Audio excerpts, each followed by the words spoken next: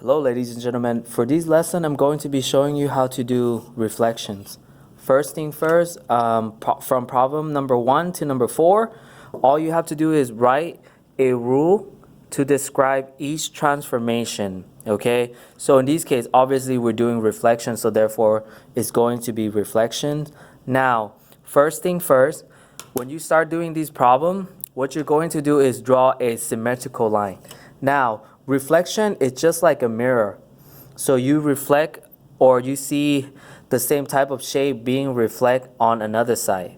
So if you look at problem number 1 through number 4, you're going to see that it's the same type of shape, but it's being reflected onto another, right? So with that being said, for number 1, the first step I'm going to do is draw a symmetrical line where these two shapes is reflect on each other. And once I get that, what I'm going to do next is ask myself, well, where do these lines intersect? So if you look at this symmetrical line, is it intersect the x-axis or the y-axis? So if you look at it, you're going to see that it's intersect the x-axis, because this is the x, this is the y. So it's intersect on the x-axis, but where is it at? This is 0. So if you move to the left 3 times, that means this is going to be where x is equal to -3. So therefore, to write your answer, these pretty much the rule for this is going to be reflection across x equal to -3. And that's all you got to do. Okay? Now, moving along to number 2. Pay close attention to the symmetrical line right here. Now, is this symmetrical line called the x-axis or is it called the y-axis? Okay? Once you know the exact answer, all you got to do is say reflection, just like number 1. All you got to do is reflection across whatever these axis is called. All right? And vice versa, if you move to number 3, again, don't forget to draw the symmetrical line and identify where this line is intersect. Is it intersect the y or is it intersect the x? Okay? Now, what I'm going to do next is I'm going to move along to the next page. Well, actually, I can do problem number 5 for you.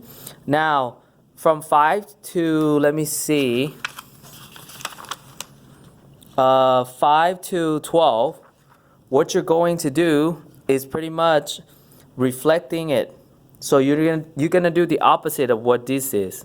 Okay, so they already give you the command here, and you just reflect on wherever they told you to.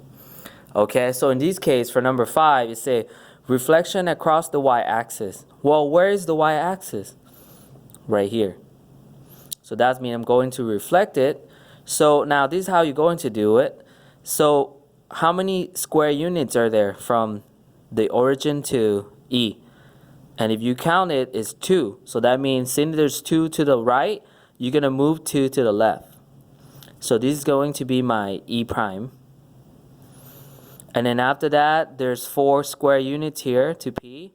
That means I'm going to move 4 times to the left to P here. So this will be my P prime. And right here, there's 2 to the right to get to M. So I'm going to do 2 to the left to M. So that will be my M prime.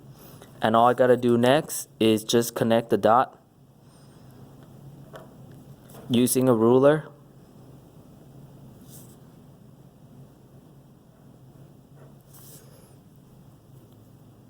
And once I've done that, that's pretty much it. So that's how you reflect the shape across the y-axis. Okay? Moving along, I'm going to do one of the more challenging one. And it seems to me the one that you guys might get lost here is reflection across x equal to -1. So if you look at problem number 9, it said reflection across x equal to -1. This is where x is. This is where x equal to -1 is, right?